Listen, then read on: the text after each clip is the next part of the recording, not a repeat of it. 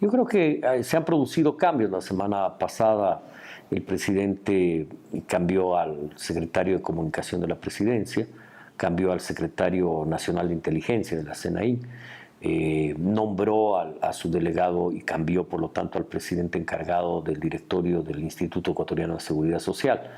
Entonces, tres cambios claros. Hay un cuarto importante que es en la unidad de análisis financiero, la UAFE, que nombró a la fiscal Diana Salazar como directora de la unidad de inteligencia financiera. Yo creo que ha habido cuatro cambios posteriores al 4 de febrero.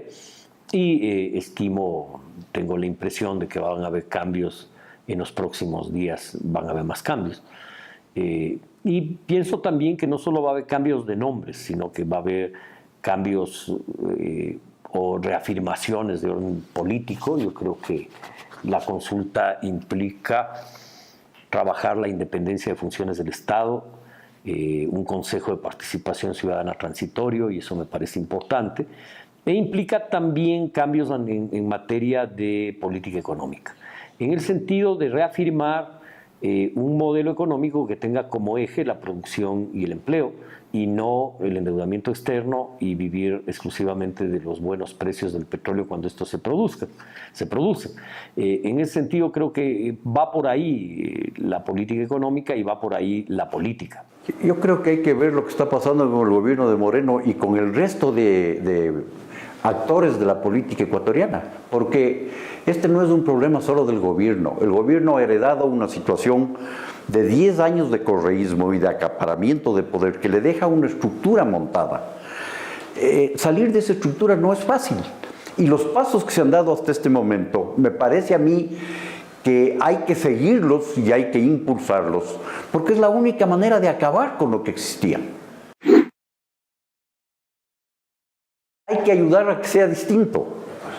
Hay que ayudar a que sea distinto, y eso es una responsabilidad de todos, no solamente de los que están en el gobierno. ¿Que hay que hacer cambios? Por supuesto que sí. Yo, como la mayor parte de los ecuatorianos, quisiéramos que ya se hayan hecho muchos de esos cambios, pero hay que ver si es que son posibles o no son posibles y qué costo tienen. Yo creo que es distinto porque es evidente que Lenín Moreno tiene una visión de la política como sinónimo de diálogo y no de imposición. Entonces ahí hay una diferencia sustancial entre Lenín Moreno y Correa en cuanto a concepción política, en cuanto a concepción de política económica, incluso de política social. Estos días anunció el presidente Moreno como un programa clave, el programa de atención a los niños y niñas, y anunció que ese programa va a tener como eje la nutrición infantil, y eso es fundamental en un país donde el 26% de nuestros niños son desnutridos, el 34% de la población adulta mayor es desnutrida y el 28% de los adultos son desnutridos. Que esto es grave porque la desnutrición implica la imposibilidad de ejercer la abstracción como es imaginar. Es decir, este es diría un no desarrollo de todo el potencial del cerebro humano, que es por falta de proteína. Entonces, privilegiar un trabajo con los niños para que en el futuro no tengamos que lamentar sufrir esta enfermedad social que probablemente sea la más grave, creo que es una medida adecuada. Yo creo que esa es una apreciación y creo que no es exacta. Yo creo que el gobierno implementó desde que Lenín asumió el poder el 24 de mayo una política de austeridad fiscal clara. El año pasado, en cuanto a este tema, el país tuvo un ajuste de $1.500 millones en el presupuesto general del Estado. En el presupuesto de este año se inició la ejecución presupuestaria y se aprobó en asamblea el presupuesto con un menos de 2.200 millones, que es histórico. Ningún gobierno, hemos tenido muchos funcionarios y tenemos muchos voceros que hablan de la necesidad de restringir el gasto público, y sin embargo cuando fueron ministros de Estado de gobiernos pasados jamás disminuyeron un solo dólar el presupuesto del Estado. Es la primera vez que se reduce el presupuesto del Estado, y no solo eso, sino que el presidente anuncia además un nuevo ajuste del 5% del presupuesto actual, que es 32.000 millones. Eso quiere decir 1.600 millones menos de gasto. Entonces sí ha habido disminución del gasto público, que me parece muy importante. Ha habido crecimiento económico, la economía creció al 1.6, pese a que las estimaciones del Banco Central del Ecuador y del Fondo Monetario era que la economía crecería en el mejor de los casos al 0.6. Hubo un proceso de confianza que reactivó el consumo, que reactivó la economía, que está en proceso, que no es lo deseable, pero hay un proceso de recuperación. Hay que hacer un análisis de qué implican esos cambios. Yo creo que esos cambios deben producirse. Yo creo que le convienen al gobierno. Pero hay que analizar qué repercusiones tienen en el campo político. Porque con ese grupo de asambleístas que no le permiten una mayoría en la asamblea y con un grupo de asambleístas llamados de oposición que no parece que están dispuestos a colaborar en la solución de los problemas, ¿a quién puede recurrir? Y hay el verdadero riesgo de que eventualmente pueda reunificarse el grupo correísta. Y eso sería lo peor que le puede pasar al país, no solamente al gobierno. Yo espero que hayan cambios importantes. Sospecho, no sé si será la palabra exacta, pero creo que va a haber cambios. Creo que son necesarios, creo que es necesario dar, que el gobierno dé mensajes claros, de confianza, y creo que parte de la confianza también se expresa en gente concreta. Y creo que hace falta un equipo económico que le dé más confianza al país, que le dé más confianza al sector productivo. Que en nuestro caso, cuando hablamos sector productivo, algunos creen que son 100 personas, no. Son 850.000 unidades de producción agropecuaria. Son cerca de 1 millón de unidades urbanas de producción, comercio, servicios, transporte, turismo.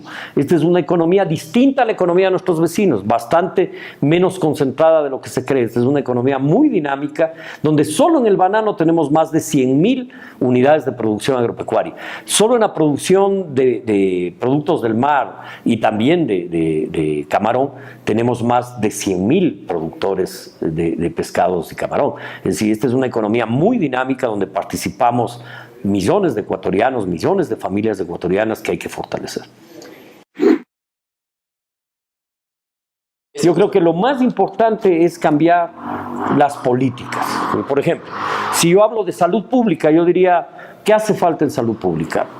Alimentación, agua potable, hace falta subcentros de salud, se destruyó la red de subcentros de salud. El presidente ha planteado, además de los subcentros médicos de familia, salud preventiva. ¿Por qué? Porque no es posible que cuando hay una epidemia de conjuntivitis, 5, 10.000, 15.000 personas vayan a los hospitales que tienen un costo gigantesco, cuando deberíamos tener subcentros de salud en cada barrio. Entonces, eso es un cambio de política. Y yo creo que hay que apuntar a cambio de política. Quien vaya a impulsar esa política, pero el cambio no está solo en el nombre, sino en qué política vamos a impulsar. Me voy a referir a educación. La educación debe estar alineada a la tradición productiva y a la vocación productiva de cada cantón y cada parroquia. No es lógico, es un absurdo que la educación no esté vinculada a la producción en nuestro país. No es lógico que tengamos 100.000 productores de productos del mar y no tengamos colegios de pesca ni de camarón. No es dable que tengamos cacao, banano, café, papa, maíz, etcétera, etcétera, porque nuestro país es un gran emporio productivo y sin embargo la educación no sirva para nada. Es decir, la educación requiere una reforma urgente y es una educación para mejorar la vida de nuestras familias y la educación requiere una reforma. Entonces, si vas a cambiar la política educativa, entonces sí, un nombre X que impulse ese cambio. Lo más importante es el para qué, no el con quién. No creo porque lo difícil que tiene este momento es encontrar los reemplazos de esa gente. Y no veo que dentro del gabinete los pueda reemplazar con tanta facilidad, ni que puedan reciclar como reciclaban antes. No veo, si es que quiere cambiar, no puede reciclarlos. En la época de Correa, porque era un presidente tan absorbente que prácticamente no existían ministros, era un gabinete de subsecretarios. Entonces, eso es una diferencia sustancial. Las crisis son para producir oxigenación. Y en el gobierno de Correa la oxigenación no se producía nunca, porque él absorbía todo ese oxígeno. Yo creo que en el gobierno del presidente Correa desaparecieron porque el presidente asumió todos los ministerios. Lo que tenían los ministros era la facultad de hacer lo que el presidente decía, realmente no eran ministros. Es decir, yo creo que ese fue un problema en el gobierno de Correa. No el primer año en el que yo fui ministro de gobierno, donde había un gobierno. Yo creo que a partir del segundo año y más ya el tercero con absoluta claridad, el presidente empezó a ser ministro de Economía, ministro de la Política, ministro de todo.